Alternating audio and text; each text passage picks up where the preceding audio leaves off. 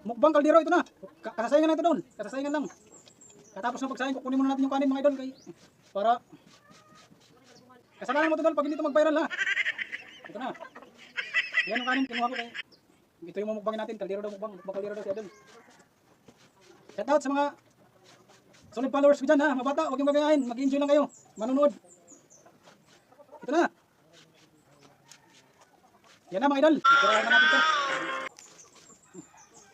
Kaldero mga idol. What? Tigas naman ito doon. Oh my God! Ito na request mo doon. Lagi ka nagtatag sa akin doon. Ito na. Mukbang kaldero. Kasalanan mo ito doon pag hindi ito mag-viral ha.